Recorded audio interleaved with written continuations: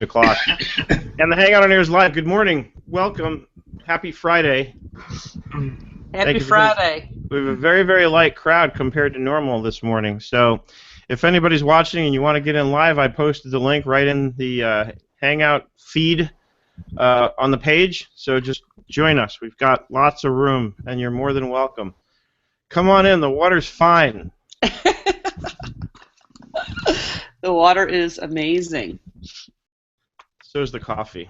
Yeah, I got coffee this morning. I had a late past 2 days has been crazy, so.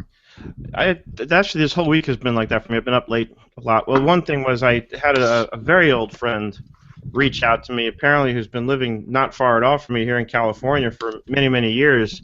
And I knew her when I was 15 years old. Wow.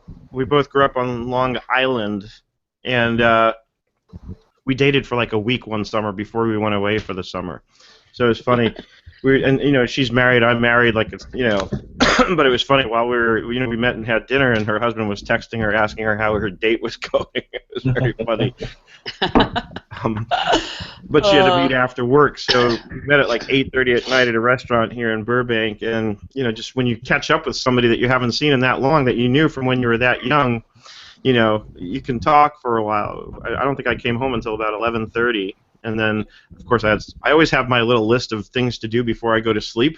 Mm-hmm. So whenever I come home, I always check that list, and sometimes I'll dismiss them if I feel it's not an absolute priority, but oftentimes, right. Like in that case, I really do. If I promise somebody I'm going to have it done first thing the following morning, then I was up to like 1:30 in the morning, finishing that list off.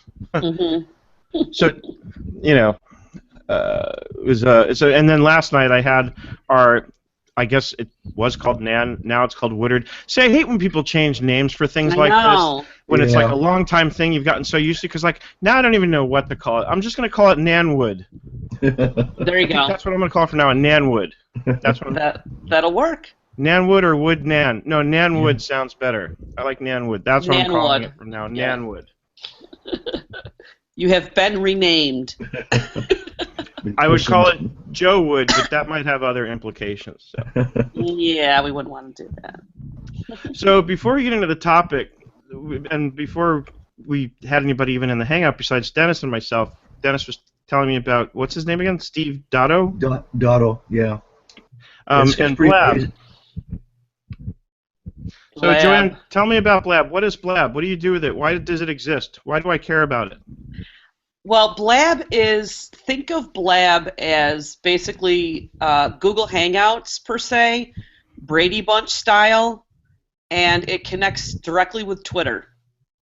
So in other words, you set up your Blab account with your Twitter profile, that as the start, that's how you sign in, and then you have 4 hot seats. That's why I say Brady Bunch style. So there's 4 squares, and you pull. You don't have to pull anybody in if you don't want to, but you can pull up to 3 people in, and you just start blabbing or chatting. Okay, so it sounds almost like it's almost like Periscope, but with interactive.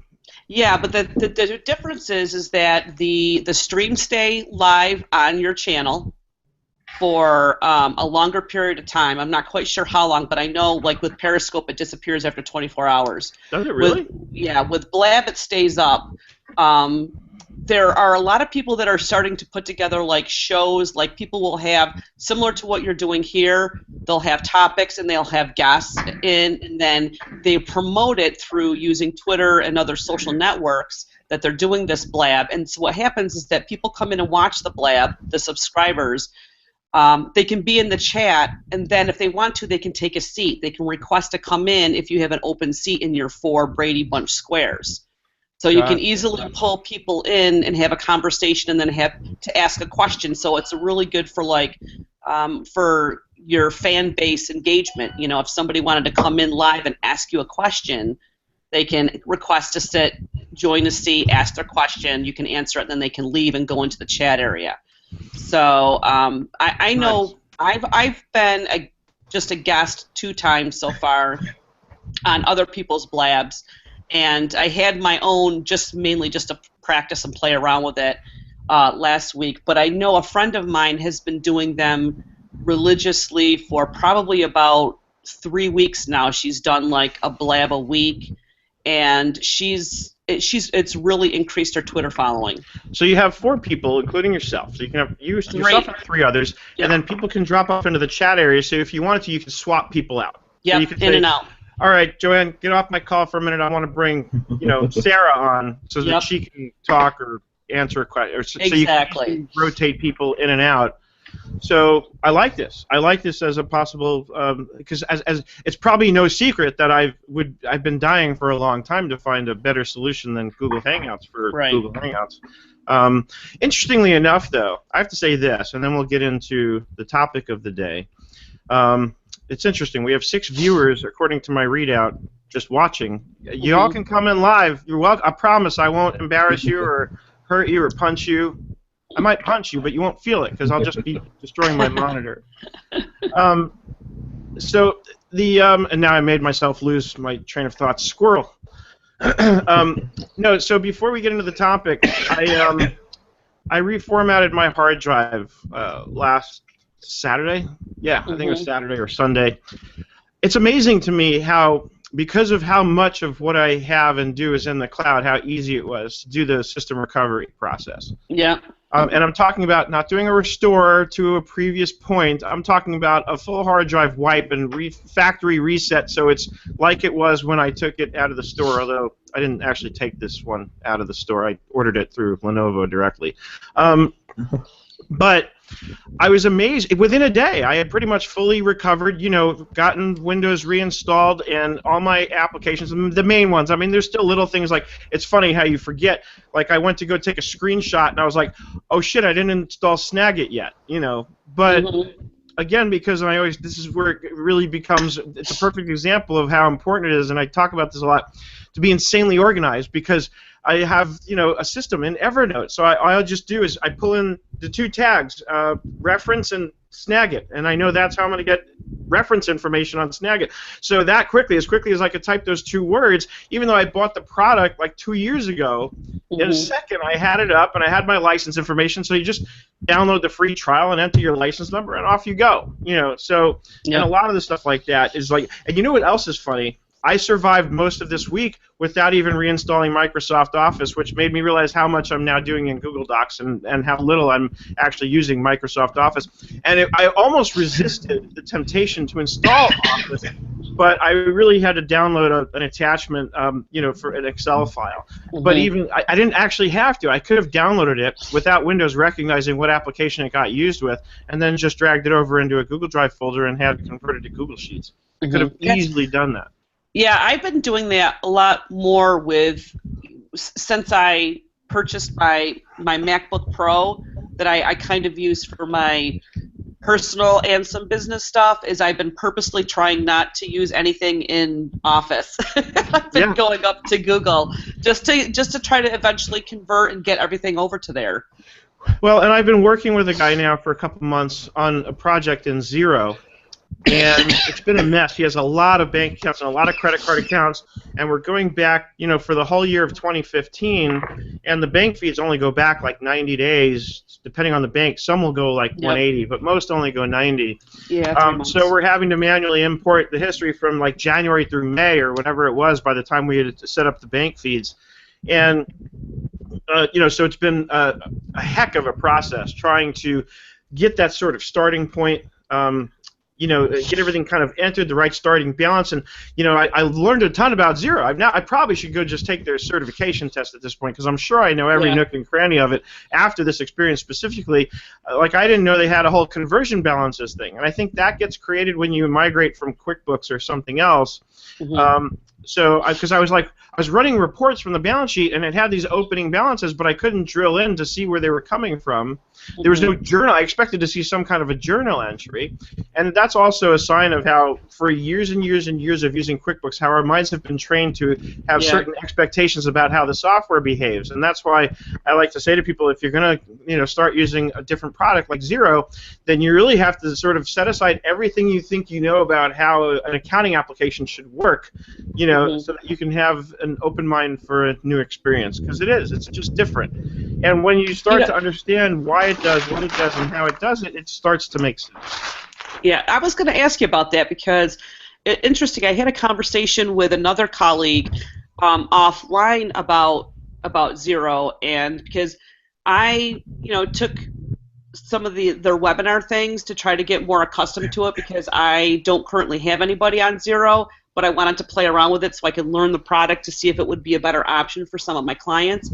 And so I was talking to my other colleague about this, and she said that because she had gone full board, took the certification right away and put a couple of clients on Zero, and she was unfortunately kind of regretting that she was starting to move forward and pushing people to Zero just because, and she couldn't really put her finger on it, but she just said that it just, maybe she's too much an Intuit girl. I can guarantee you it's just like trying to switch from PC to Mac. You're just so used to the way PCs work that it's really hard to get over that hump and get into a Mac. God knows I've had clients who use Macs, and I've sat in front of the Mac and spent hours and hours trying to, using QuickBooks for Mac and working with them. And QuickBooks for Mac I can get to work easily enough. It's very much similar to the PC version. It just doesn't have all the features, but it works basically the same way.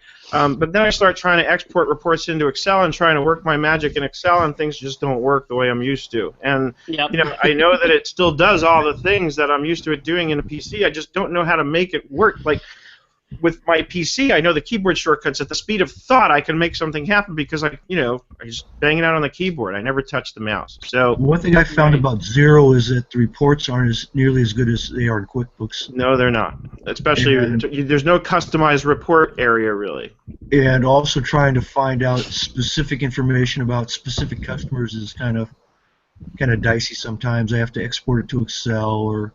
Yeah. But the reason I actually brought that up, though, the reason I actually brought Zero up was going back to the conversation about working in the cloud and not using Microsoft Office. Their reports have an export to Google Sheets feature, which I love. And it makes sense. And I don't know why QBO does not have that, because as far as I'm concerned, if I'm running cloud-based software, then it better be focused on cloud-based integrations like that. I would sooner have the option only to export to Google versus have, especially in an online product. Desktop, fine, give me an Excel export option, but I'm honestly a little disappointed that QBO doesn't have that option yet when I go to export, that it only lets me export to Excel. And especially when I'm working on the fly, I love that it just will open up a new spreadsheet in Google Sheets when I export there, and I can work my magic right there with my client. And if I need to organize it later, I know exactly where to go. It's in my My Drive folder in Google Drive, and I can just click and drag it and move it and do whatever I need to. And if I really need it in Excel, I can always go File, Download as Excel. Yeah. Interesting. Next week, next Thursday, I get to have Katie Peterson attempt to convert me to QBO because she's coming to Syracuse and doing an all-day certification training. So I said, okay, I'm going to come and heckle you, and you have to convince me why I should have my clients on QBO. That's very funny. And she said, deal. That's very funny. All right, I want to jump into today's topic. I want to deliver what I promised. So first things first, and Joanne, I'm glad you're with us for this. I always like to try and remember, and I'm not always so good about it, I'll be honest, but I like to try and remember to thank everybody who helps us here at Team SOB. We have everybody who helps us, including Joanne, who's here with us right now. Every day of the week, somebody's got a different topic that they're doing. So we have Carrie on Mondays talking about QuickBooks products. We have Tax Tuesdays with Mariette Martinez. We have Zero on Wednesdays with Jay Kimmelman.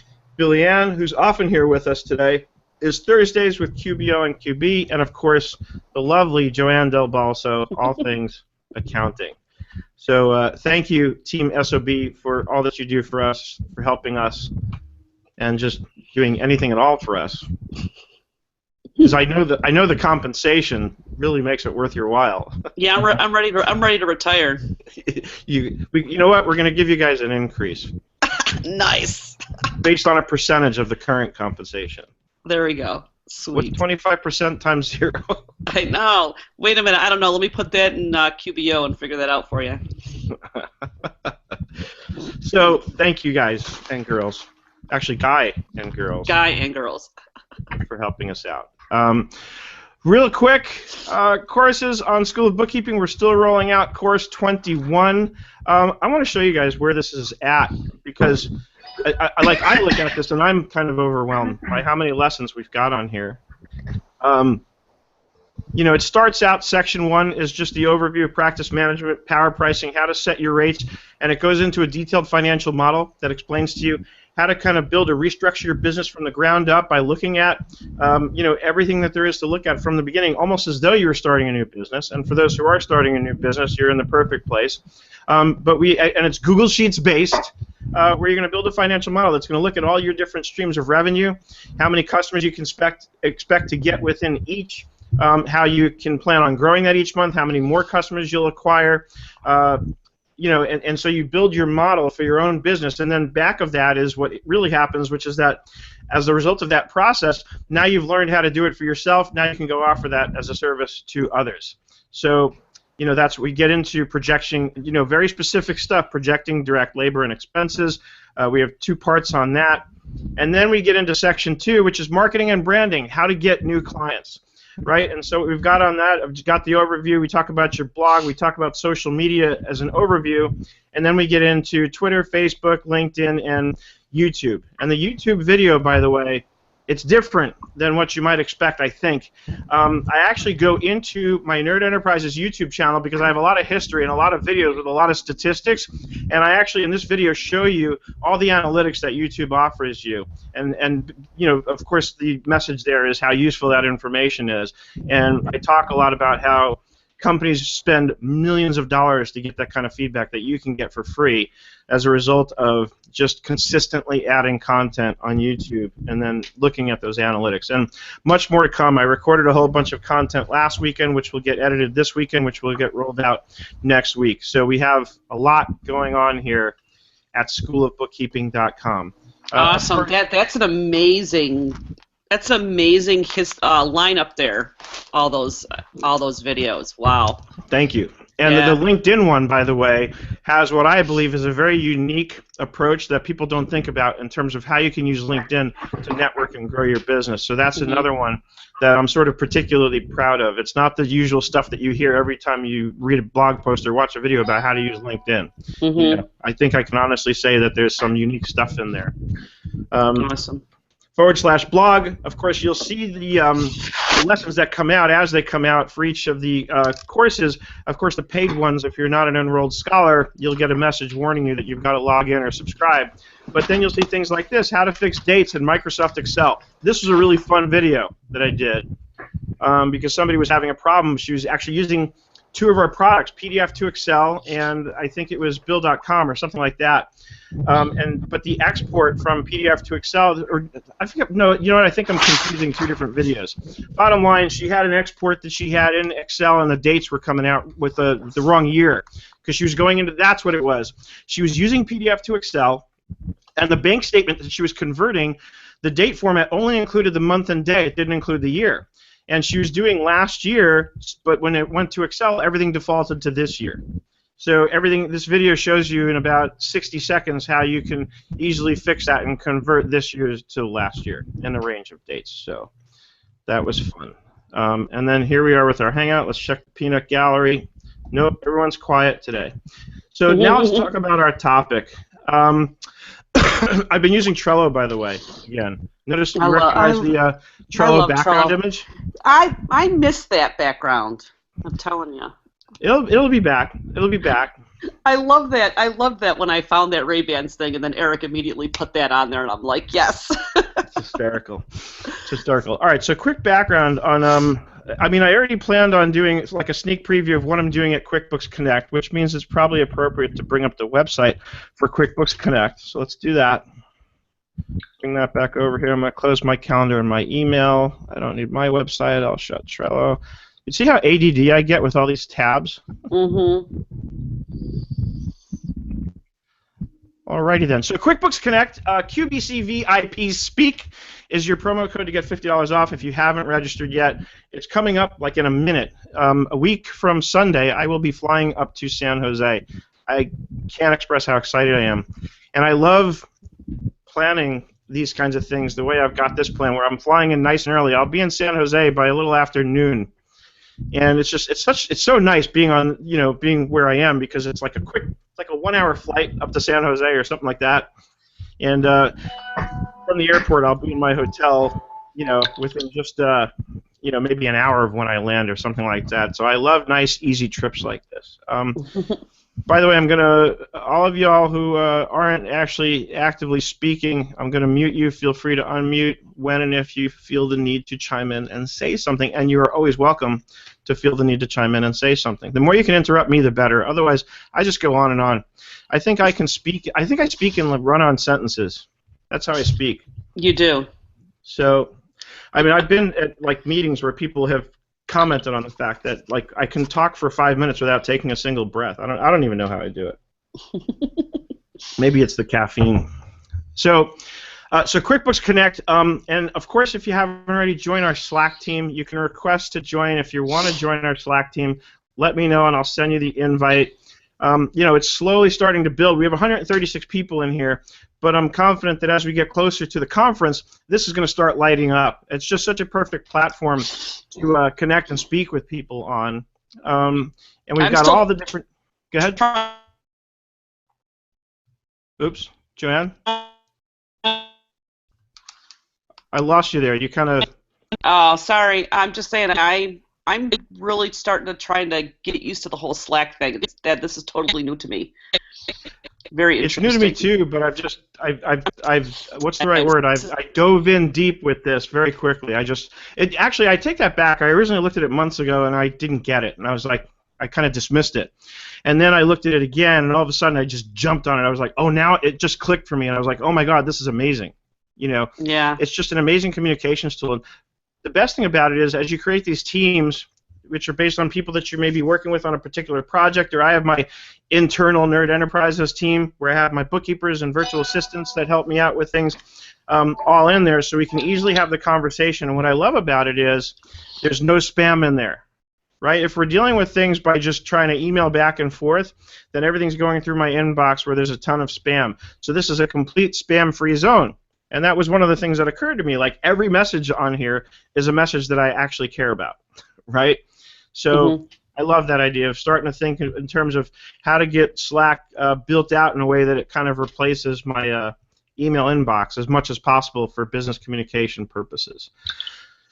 So last night I was at my Nan Woodard group, whatever it's called now. And Gina says, come blab with us this afternoon. If I can, I'm usually not in my office. On Fridays, we work remote. Speaking of the business of the new world, I work remotely. My bookkeepers are all remote. So every Friday, there's a place here in Burbank called My Other Office. And it's like a place where you can kind of just rent out office space for the day. And so we all meet there. And there's a chain of these, I can't think of the name now, that's actually getting very popular. A lot of startups use it. But so these kind of places are sprouting up because it's interesting how things evolve. More and more we have businesses that are running things remotely. I don't need an office space. I don't need to go to the expense of an office space and take on that overhead. But when I do want to meet in person with the people that I work with who are local, it's really nice to go in. It's like $25 per person for the day to go in there, and it's well worth it to me for us to just meet and talk and compare notes, and it's just nice to do things in person. So anyway, that's where I'm often at in the afternoons, which is why I often don't make Gina's hangout. Am I sounding like a robot? I don't know if it's me, if it's my reception or if it's you. Earlier, you were sounding like one to me, and it may be that I have just too much stuff open, so I'm taxing the bandwidth. Let's see. Dennis, what do you guys hear? Do you guys hear us sounding like a robot? Patrice, Chris, Dan? You sound fine to me. I do. Both of us do. A little ringy. See, this is why we want to go to Blab instead of this Google Hangouts. Yeah, exactly. All right. So let's get back on track. So last night I was at my Nan Woodard meeting, and this guy came in and presented. And I got to be honest, the guy really kind of rubbed me the wrong way. He, first of all, one of our own, Yelena, who comes to our meeting a lot every month, she came late, and this guy went on this sort of what do you call it? Just he went on this almost like rant about how he had this college professor who used to lock you out of the room if you were a minute late to class, and that his comment was, if I can be here on time, so can you, and all this. And I had to bite my tongue, because I was like, you know what? First of all, this isn't a college class. We're paying to be here. You pay to go to college too. And the bottom line is, people work, they have lives. You have no idea what's going on in a person's world. And he made such a point about it that it just like shone this huge bright light on her. If I was in her place, I mean, she handled it very well. She just kind of sat down, and she's a very nice and sweet and polite person. But if I were in that position, if I were the one who walked in late and got sort of chastised like that, I would have been mortified. I might have even walked out. It was just so unnecessary and uncalled for, and I think he was trying to be funny about it and joke around, but it wasn't funny. I didn't find it funny. I found it it just rubbed me the wrong way, in a very big way.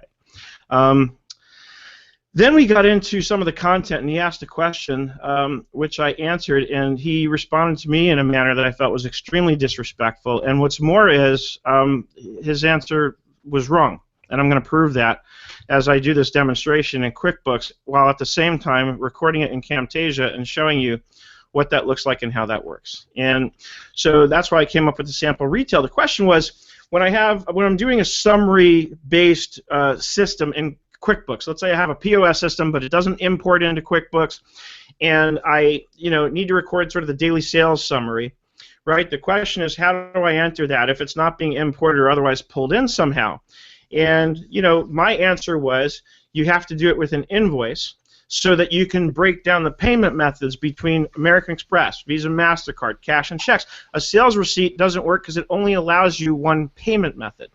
Now, I get that you can create the payment item type, but I've never, ever liked using that as a means of showing a payment on a transaction in QuickBooks, and I'll explain why. So first we're going to bring up Camtasia, and this is really kind of the sneak preview part of what I'm doing at QuickBooks Connect, because in my session at QuickBooks Connect, I'm going to be teaching people about online video for accountants and bookkeepers, and among other things, I'm going to be doing a demonstration of how I edit a video. So, first things first, when you bring up Camtasia, and obviously for today's purposes I'm not going to go as much into detail, but I'm going to show you, at a high level, some of the stuff that we're going to go much deeper with at QuickBooks Connect. So you open up Camtasia. At the top left here, you click Record Screen. That's about as tough as it gets to record the screen. A lot of people ask the question about the webcams, and a lot of people's resistance to doing video is based on the fact that they don't want the camera on. That's the beauty of this format. Not only don't you need to have your camera on, especially if you're new at this, my recommendation is don't have your camera on, because it becomes a distraction, and it also adds a layer of complexity when you're in the editing phase. So my suggestion is leave the camera off, especially if you're starting out. Just record the screencast, and I think from the audience's standpoint, it's better. I used to put my webcam in every video that I did, and over the last year or two, I've almost completely phased out of doing that for that very reason, that having your image in there, some people will comment and say that it's nice, it feels like you're right there with me, but the reality is it's a distraction even to the viewer. I would rather make sure that they're able to be focused on what I'm trying to demonstrate for them in terms of the software demo that I'm doing. So that's my 2 cents or 5 cents or 10 cents on that. So I'm going to record this screen. You want to check this level indicator to make sure it should, as your voice peaks, it should redline a little bit periodically. Just make sure it's not staying there. But every once in a while, when my voice goes up like this, it should definitely redline.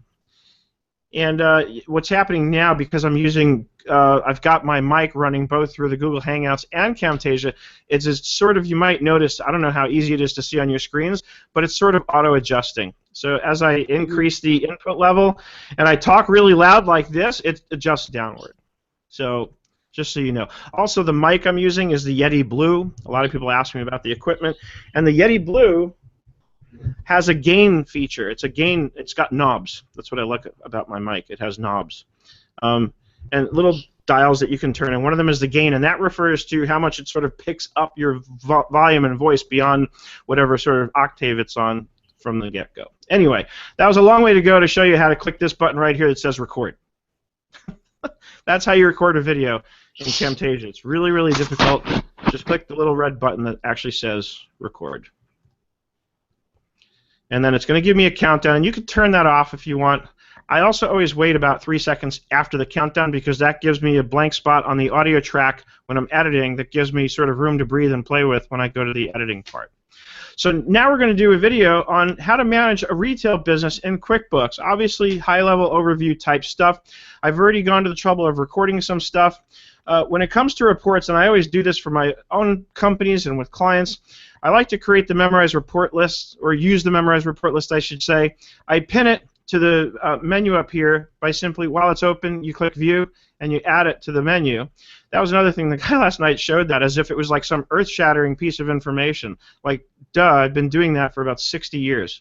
Not 60, I'm not quite 60 years old. But I think since I was 5 I've been doing. I'm kidding. Anyway, and you're all muted, so I can't hear if you're even laughing or not at my quirky sense of humor. So I laughed. Okay, thank you. I needed that validation, Joanne. Yeah. Okay. All right, I'll keep unmuted so I can laugh. There's no background noise on yours, so we're the laugh good there. track. I love that. All right. So I created these daily sales reports because I wanted to show you the difference. So first of all, let's do the daily balance sheet. Now the comment was that if you do an invoice, you're creating accounts receivable, and my response to that was, so what? Then I'm going to apply the payments, and accounts receivable is going to zero out in the same minute that I posted the daily sales receipt. Yeah. So the transaction that I did here, I did 2 different days of sales on October 1 and October 2. And the other comment about that, just further to that, was that it clutters up accounts receivable. And I'm like, so what? It doesn't cost me anything, right? And in fact, I'm going to show you why I think it actually also makes for nice reporting that you wouldn't get otherwise. How does it clutter up accounts receivable? Well, that's my question, but that was his comment about why it's not good to use an invoice for this purpose. And so I so strongly disagreed with this guy, but I wasn't going to start an argument during the Nanwood, whatever meeting it was called last night. And don't get me wrong, I love Joe Woodard, but I just don't know what to call it anymore. Right. Anyway, so that was his comment, and again, it's the same as you, Joe. I'm like, so what? So what? So it runs through accounts receivable for a minute while I post the payments on the invoice. So as you can see, and this is the proof of it, here's the balance sheet, and there's no accounts receivable showing up because it closed out after I posted the payments. So let's go back to my next report, and let's look at my daily sales report. And again, we'll restrict this just to the 2 dates that we're concerned with. This is another thing that's been driving me crazy in QuickBooks. Because my resolution is very high, I'm using a 4K monitor on one monitor, and even my laptop's own monitor is at a very high resolution. So you see what it does, even with like these little things, the date drop down, the numbers are all kind of crunched together, and there's nothing I can do about it. Bummer. So here is my daily sales report that I created and memorized, and it's just basically a profit and loss filtered for just income accounts, right? And then totaled by day. So on day 1, I did the sales receipt. On day 2, I did it with an invoice. Okay? So here's how we do it on the sales receipt. Here's how you have to do it, because you can't post multiple payment methods on a sales receipt. You only get to choose one. So I have to show the payment like this. My biggest problem with this is, where's my total for the day in terms of sales? Now keep in mind, this first line item, the way I laid it out just for demo purposes, makes it easy to see that. But in a real situation, I'm going to have maybe 10 different items for different food departments and liquor and God knows what else. So it's not going to be that clear from this what my total for the day was when I'm looking at the sales receipt. So that's reason number 1 why I hate putting payment methods in the body of a sales form, because it skews. Subtotal.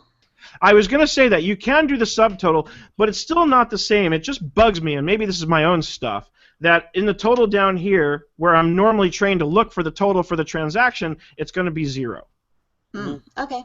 And it also impacts reporting, which we're going to see in a minute. But no, Penny, your point is very well taken. I can easily, and just so people know, in case you don't know, it's a very handy tool that you can create a subtotal item. I guess there's not one in here by default, so I'll create one. It'll take 2 seconds. So under the item type, you'll choose subtotal. And I don't know why they even bother asking me to write a name. What else would I call it other than subtotal? Oh, and this is interesting. Maybe this is new with QuickBooks 2016. I don't remember ever seeing this before, but I can also do subtotal on quantity, price, and cost. How cool is that? Wow, I never saw that before either. This might be new with 2016 because I definitely don't remember ever seeing that before. Oh, I've never seen that. That is cool. We discovered something new. Joanne, remind me to do a blog post.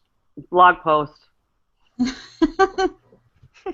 So if I put, because for the longest time, the biggest frustration with QuickBooks in terms of quantities was that you couldn't get it to total anywhere, the quantity, Right, except yeah. very limited reports. You know, and even that was only recently introduced, I think, in like 2013 maybe or 14.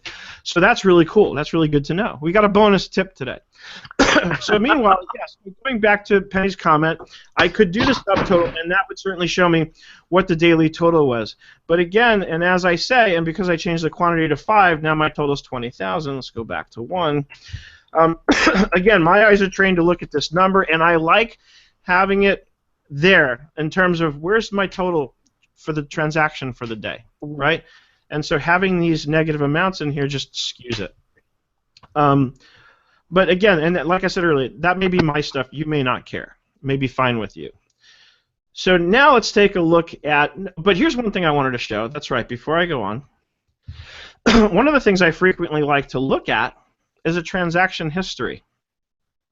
So in a sales receipt, my transaction history, I'm not going to see those different payments because they're not part of the transaction history. They're embedded inside the transaction, right?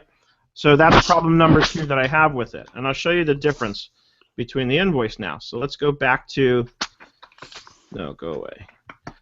Day 2, I did it with an invoice, and I applied, several different payments to zero out the invoice based on what you would get from your POS system or your register Z-out report, right, where it shows you here's how much you took in Visa and MasterCard, here's how much you took in checks, here's Amex, so you show each one as a separate payment on that invoice. So to me, this is beautiful because now I see down here I have a total of 8,000, I have payments applied of 8,000, I have a balance due of 0. So I'm done and I can go home. And now, if I go to reports up here and I go to transaction history, I can see each of these payment methods shown in here. Right, and this is a cool trick I've shown you guys recently when Carrie and I were doing the QBES stuff. But let's say I want to get this printed. I can click print. I can print it to a CSV, a comma delimited. And we'll just do T-hist sample. Put it on my desktop.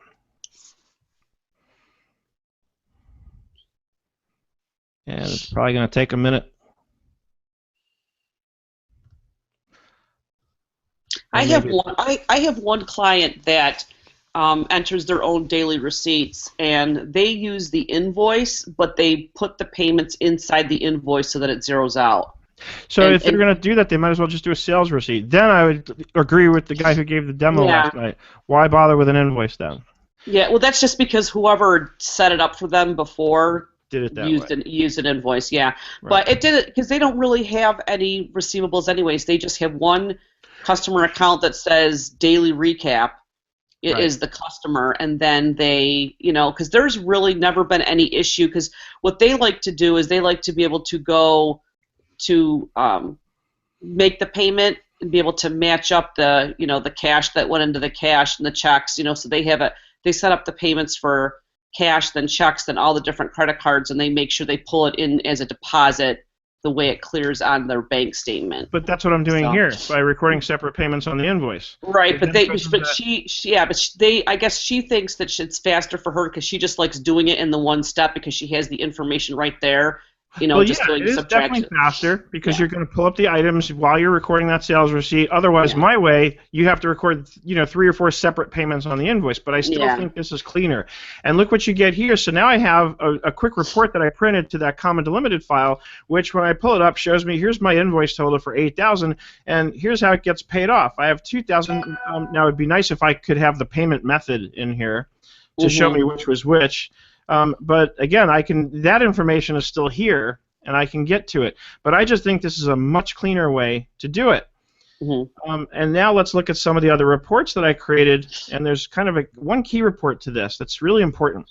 A while back, I was concerned or just kind of curious about the issue of Patrice is asking, Seth, do I have a built-in camera or separate? No, I have an outside webcam, a Microsoft LifeCam is what I use. The integrated cameras typically are poor quality in terms of the video quality. So I use a Microsoft LifeCam, which I find much better. And recently I've been doing some research on Amazon, looking at webcams, and there are some webcams that, I mean, these are obviously for like high, profile security kind of systems, but I couldn't believe there are webcams out there for like $7,000. I was like, wow. Oh yeah, I know. Yeah.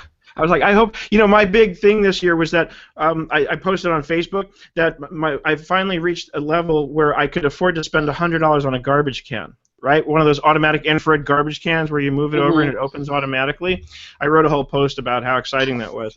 When we bought our house, we were looking at that at this store called The Great Indoors. I said to my wife, I said, someday we're going to be able to afford to spend $100 on a garbage can, and it happened.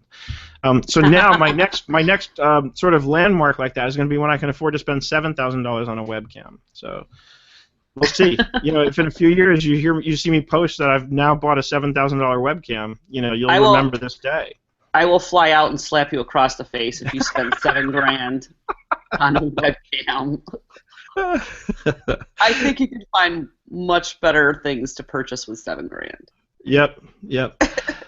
So now let's look at a sales receipt-based transaction journal, right? And that's where I'm in the sales receipt, and I guess I might as well show you because not everybody's going to know this. And let me close the balance sheet.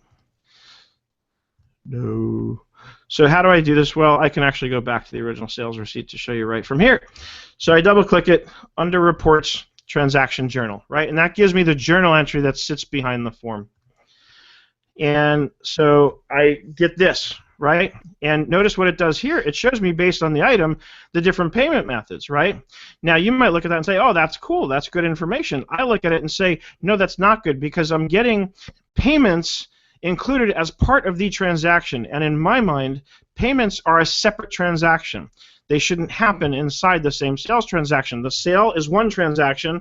The fact that it's been paid is another transaction. It's just how my brain works. That's how I prefer to see it. So when you get to Transaction Journal, it starts kind of showing you how you're really kind of combining two different transactions into one. And again, it's not wrong, but I just don't feel like it's as clean as it could be. So now let's go to, and that's the other thing that pissed me off last night, is and the way he approached it was, I have two, he said, I have 2 letters for you. No. And I was like, okay, that was uncalled for. And not to mention that I wasn't wrong. It was just a different way of thinking and a different way of approaching it. That was really the underlying issue. So this guy just really rubbed me the wrong way. Anyway, so now let's look at, I have the sales report, the sales receipt-based transaction. Here's the invoice transaction journal.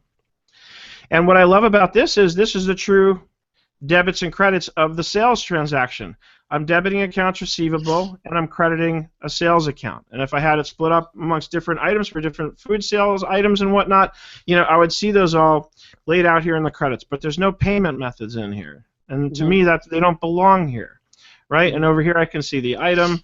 So to me, this is a purer, or like I said earlier, cleaner way to record the transactions, because I'm often concerned not just with the form, but with what's going on behind the form. That's how I teach this stuff when I teach my Bookkeeping Fundamentals course at School of Bookkeeping. You'll see everything is based on first understanding the debits and credits before you hit save and close, so that when you do hit save and close, you'll know exactly how it's going to impact your balance sheet and your profit and loss. And God forbid you might know something about the statement of cash flows as well after my course.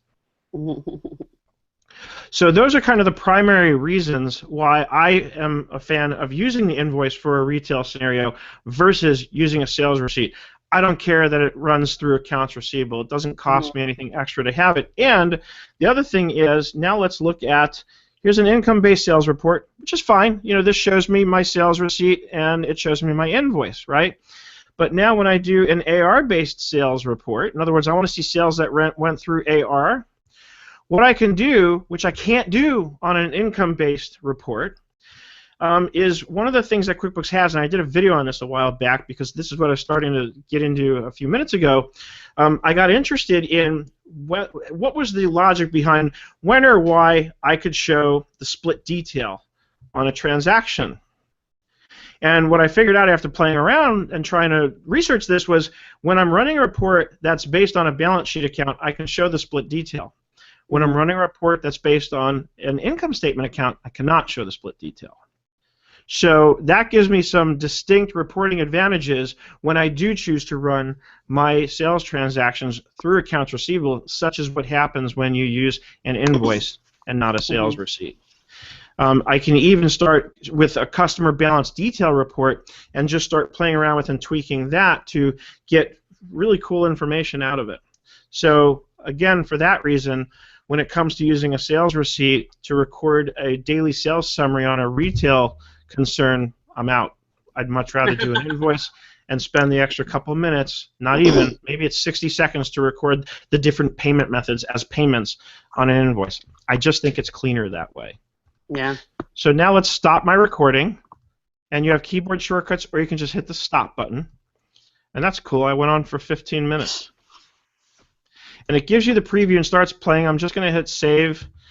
And this is it remembers the last folder that I saved a video in. Really important, by the way, you never want to work with video files in like a Dropbox folder when you're doing the editing part. It will corrupt your rendering, just like it corrupts QuickBooks files. So you got to have it in a local folder. So in my documents folder, I have video work in process, and let's just quickly do a new folder for AdWo. And we'll just call this QB Retail. So I save it, and then it's going to bring me into the editing portion. And this is perfect because now I have 15 minutes left in our hour this morning to show you how to edit the video. And like I said, I'm not going to go into the kind of detail that I'll be going into at QuickBooks Connect on this, but I'm going to show you the basics. And I'm going to show you probably the one thing that if you just know how to do this, then I think you have enough to start making videos in Camtasia, on QuickBooks, or whatever software you want to go out there and sort of teach people. Oh, so Penny says, valuable lesson of the day for me regarding editing video files in Dropbox. You're welcome. So, and you're welcome to unmute, Penny. I just mute people when there's background noise. But I think you're fine if you want to unmute and say hi. But yeah, I've had problems where I went to render a video and produce it in a Dropbox folder, and no MP4 file showed up. And eventually I went to TechSmith support. TechSmith is the company who makes Camtasia, and they told me, oh, don't do it in Dropbox. That's bad. Bad boy. No. So now what we have is, and again, I'm not going to go into the kind of detail, but here's what I think it comes down to. So down here, you have what we just recorded, right? Notice I have 2 tracks, right? The top track, and you can kind of see, it's probably hard to see on your screens, maybe you can. The preview here, you can see when I select a track down here, what's selected up here. And it happens to be, this whole piece, which I can resize if I want to, just so you can see. So that's what, when I select this here, notice this is highlighted in blue, so these are one and the same, right? It's the same element. And then I love the way the yellow lines show up, so I know exactly when I've gotten right on the edge. That's really helpful. So I can resize this.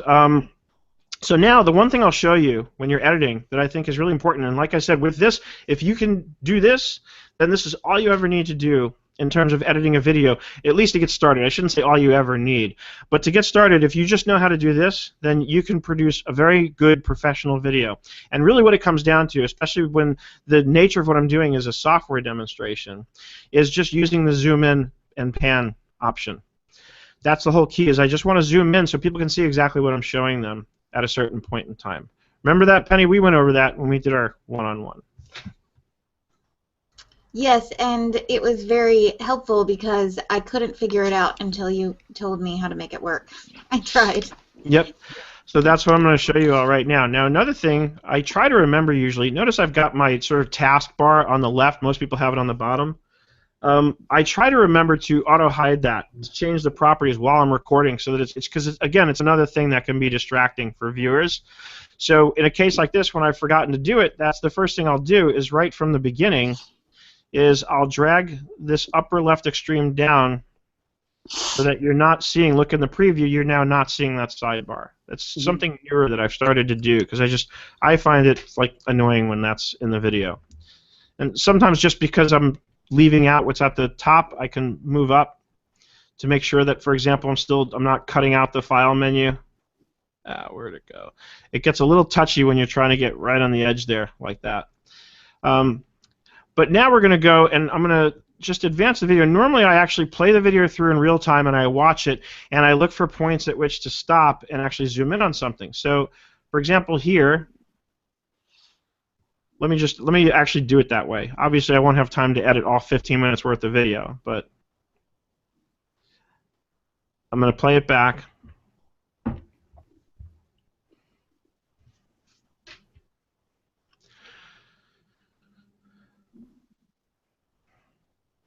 So I don't know if you guys can hear the playback, but it's playing back. Now the other thing is, as soon as I realize that my mouse is moving, that can be very hard to follow because it can be very small on people's screens. So we're going to use this cursor effects option. I'm going to choose Add Animation, so that basically says I want to add this thing in. If I don't click that first, it's going to treat it as though whatever I do was something that I did right at the beginning of the track. And notice I'm 16 seconds in, so if I really want to make sure that this effect doesn't start until this point, I've got to click Add Animation. That's really important. Otherwise, it'll treat it as though that animation was set right from, second 0 on the timeline. Then once I've added that animation over here, the highlight effect, I'm going to choose Highlight. And now you can see the yellow highlight around the mouse. It makes it much easier for the viewer to follow where your cursor is, and that's often critically important. The next thing I'm going to do is go back to Zoom and Pan, and I'm going to zoom in right on whatever it is that I'm highlighting and trying to show people. Right, so that's the whole key right there. And now notice what it does. So you can see in the preview that I've zoomed in. You can see how it looks. It looks nice and clear. Now I want to focus your attention on the track below. I'm completely zoomed out on this, but if I use this little slider here, I can zoom in on the track itself. And it really helps to zoom in really far, especially when you're looking at something like this, because now you can see the animations. The little blue animation is the zoom and pan that I just did. This yellow guy is the cursor animation that I just did. So if I wanted to, I can click and drag and shift this. See what that does? Or I can leave it. I love the undo feature in Camtasia. If I realize, oh, I didn't want to mess that up, I just click undo. Mm-hmm. And so now I've got it exactly where I want it. I'm going to play it through and watch what happens. So now what happens is I clicked on the reports icon up there in the icon bar, and it created a drop-down. Now, in reality, I can just zoom back out right from here, and it's no big deal. But as I've sort of gone on and done this more and more, and my way of one of the things I've done to really kind of step up the professional sort of quality of my videos is I want to be a little more specific about the timing of these animations. So rather than zoom back out right after it's been clicked, I want to step back to the exact moment before the drop-down appears. You see how that happened? So now if I step forward 1, it appears. If I step back 1, it disappears. Mm-hmm. So here's where I want to now, just before, I want to zoom back out. And now I'm going to step it back forward. Notice it added the animation on the track itself. Let me step back forward, boom. And now what I find out is that I didn't zoom out enough. So that's okay. If I double-click the little dot at the end of that animation, then I can go back and adjust that and do it a little more. But what I'm getting at here is I want the zoom out to happen just before the drop-down appears or the item appears on my screen, because it just makes it, you'll see when you play this back, if you do it on your end while you're editing something, that it makes the experience that much better for the viewer. Because now there's sort of no question about the context. Like, it's very clear, oh, he clicked on the memorize reports and this is the whole thing that appeared, and I still didn't get enough of it. So ever the perfectionist, I'm still going to double-click, zoom and pan, and do it just a little bit more. I don't care if I have extra space in there. So at this point, since I tried twice and failed, I'm just going to go almost all the way out. The point is, I want them to be able to see the entire window that pops out by the time it does. And now let's see that play back so you can see how nice that looks.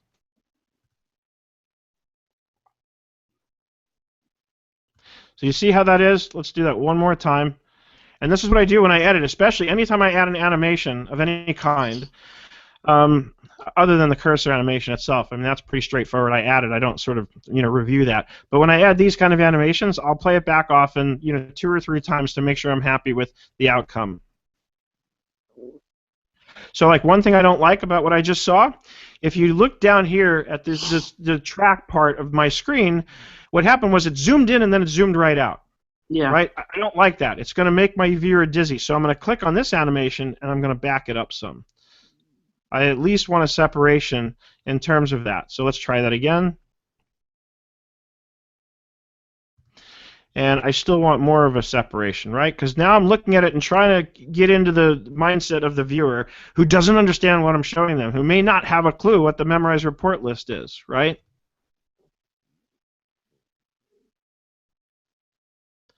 So that's fine, because I zoomed in just enough to see where I was going, and then I gave them enough time and then zoomed out so they could see what resulted from what I clicked on and see it in its entire context, right?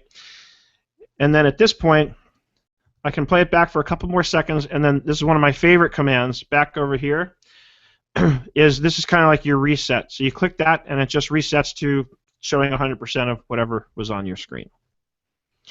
And basically, I'll go through the whole video editing it this way, and if that's all you do, everything else outside of that, when you're doing a software tutorial, is just bells and whistles, and that's the kind of stuff I will get into at QuickBooks Connect, is adding callouts and doing other kinds of fun animations with what you're working on. But that's all you honestly need to know to get a start at making videos in Camtasia. So I'm going to stop sharing my screen now and then kind of open it up for y'all to ask questions.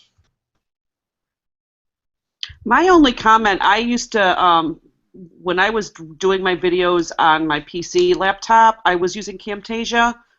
And, well, first I used the Windows Movie Maker. Obviously, that's the starting point that most people use the free software. But I did want to up my game and use Camtasia, but it took me a while to save up for that investment because it is a little bit pricier than I think what people normally anticipate.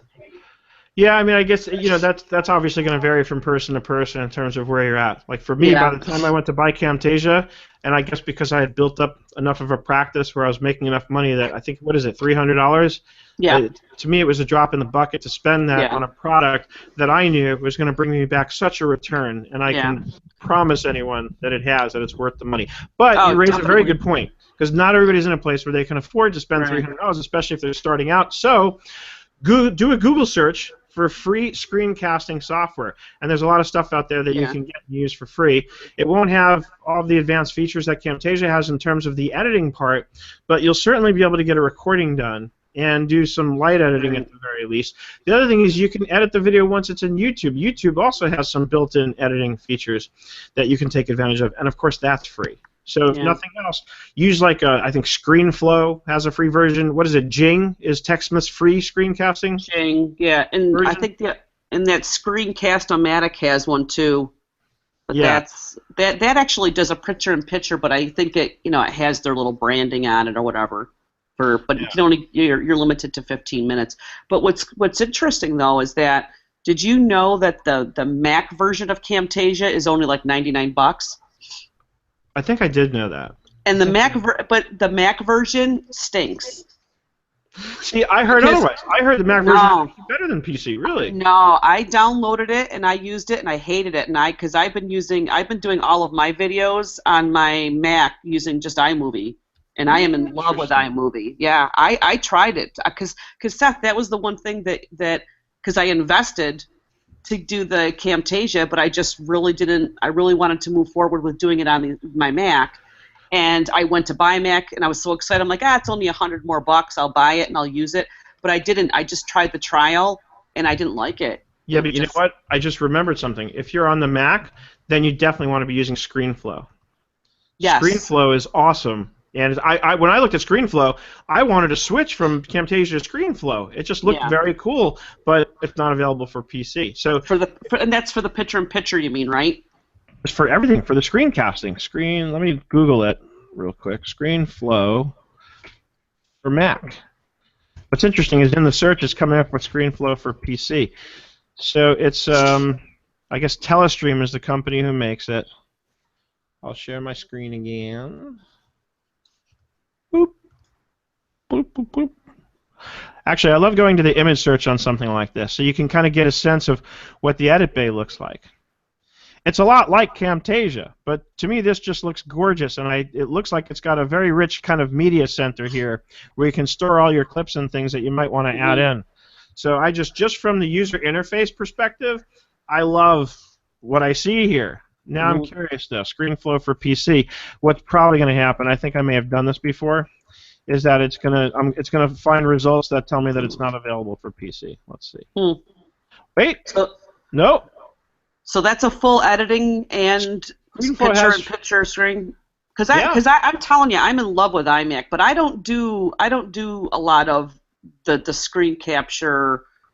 I don't do as much of those videos anymore than I used to. But when I do have to do them, I just do, and I'm so used to doing it, but I just record 2 different videos at once and do an overlay, using iMovie and get the same results. And it looks like ScreenFlow does have a version for Windows now. Oh, there you go. But maybe I'm thinking of something else, I think though. that's Capture Studio, huh? That's not bad. Does it have it? Did that say if it had a trial? ScreenFlow? Yeah.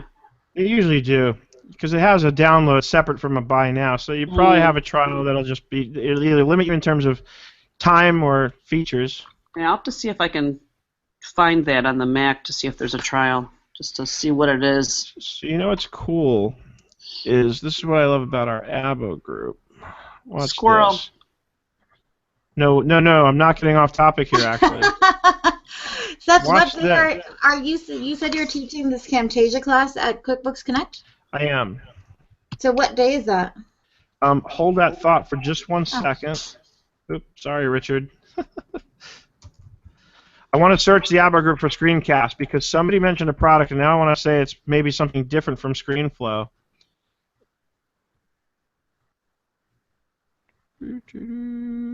ScreenFlow 5 is on my Mac store for $99. Now, there's something else that's only available on the Mac that looked really cool, and I can't find it.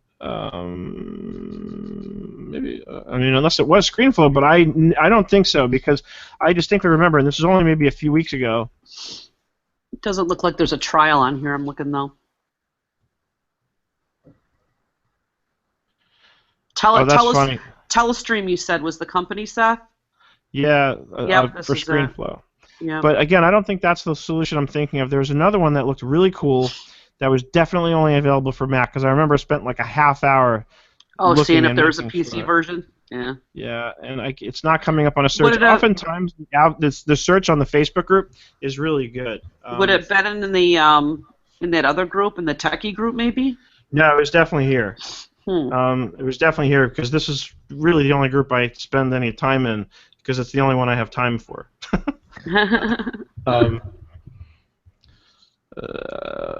Videos. I'm probably going to get a lot of results on that one.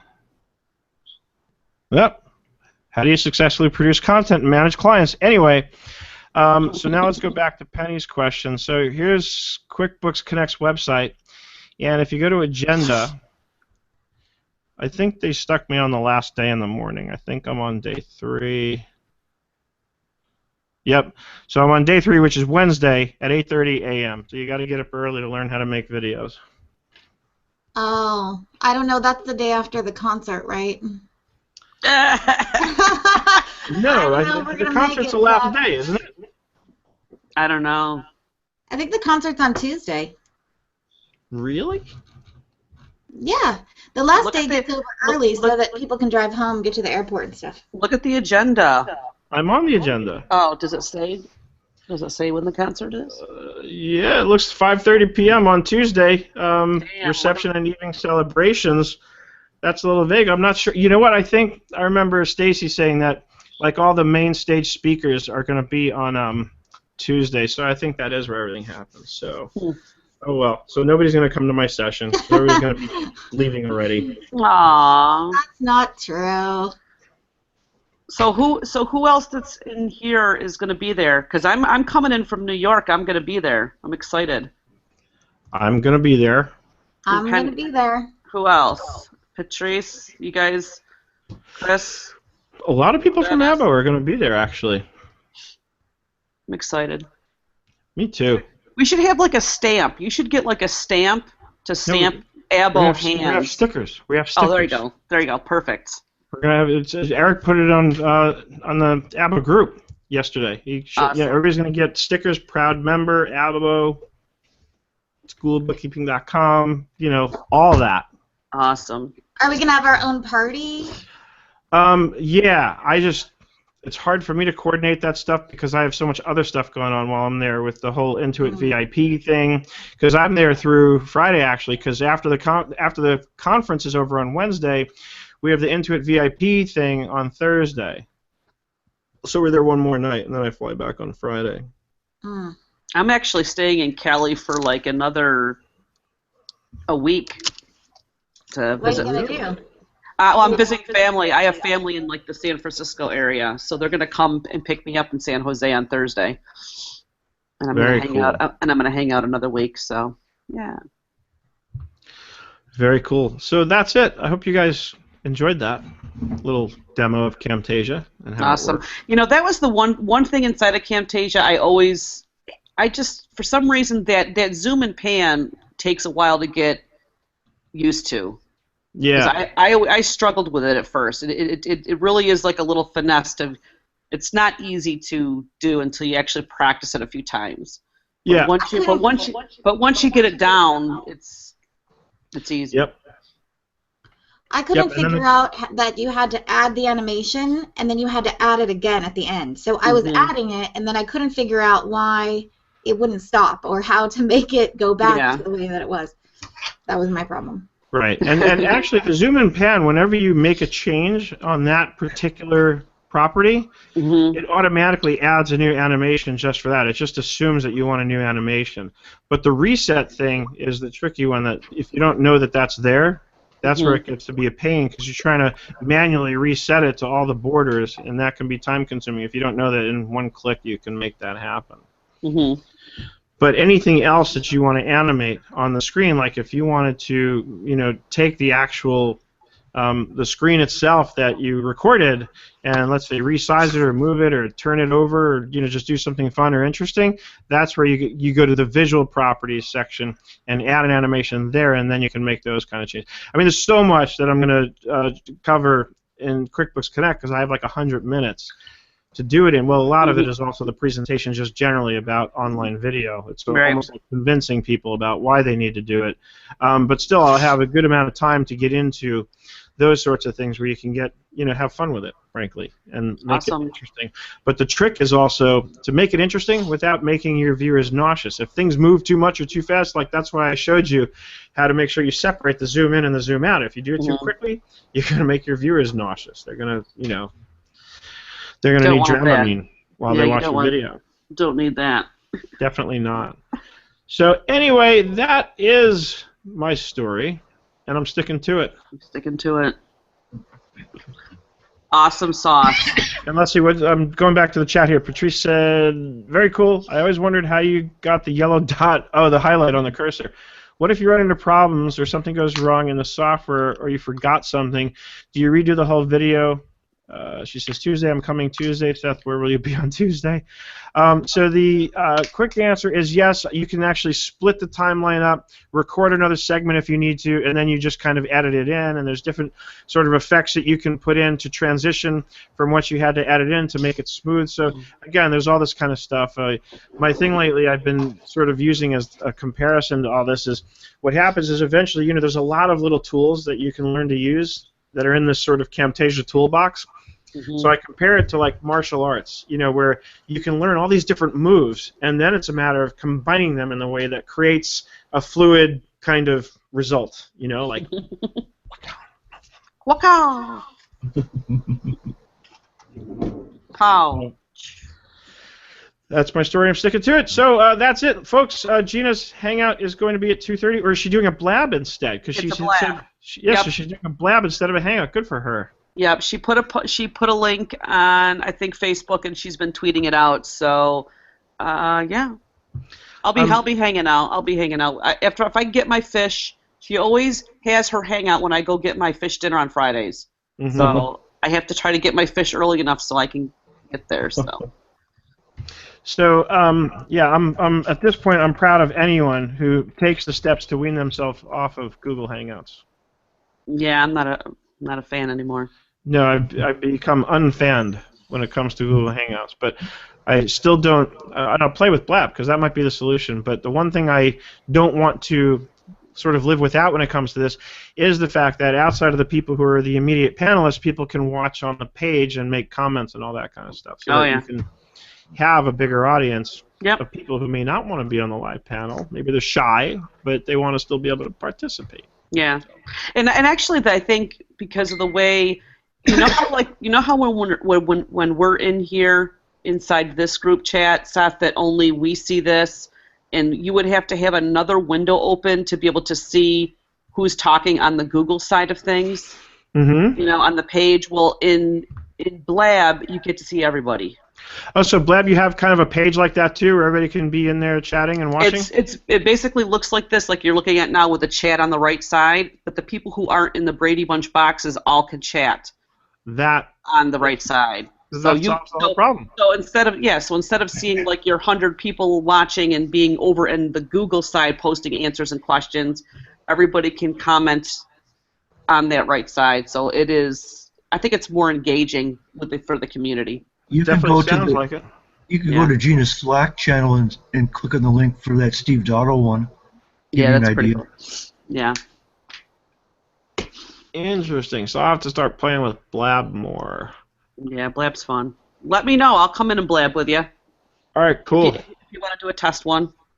And I like the idea of doing a Slack channel. So you just kind of do a Slack channel. You can do the Blab thing. Now, Blab records the video, right? But then you said, how long is the video on for? Is it limited or no? I believe it's on. I believe it stays on there, but you can. It gives you an option to download it because people put it up to YouTube. Put it on YouTube. That's what I'd want to do. Absolutely. Yep. Beautiful. I love it. I think we're getting off Google Hangouts soon. Yeah. The only thing with Blab right now you just got to keep in mind is that it's still in beta, so they're changing things all the time. So you might come in and all of a sudden the dashboard's different or whatever. So it's won't be any different than Google.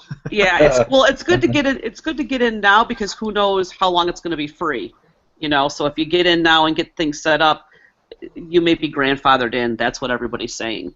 Interesting. Interesting. Got it. All right, cool. So we'll see you all. So next week is scary bookkeeping stories, so bring your stories. Oh, I got a lot of those. Yeah. Cool. All right, we'll see y'all later. All right, bye, Seth. Bye, everyone.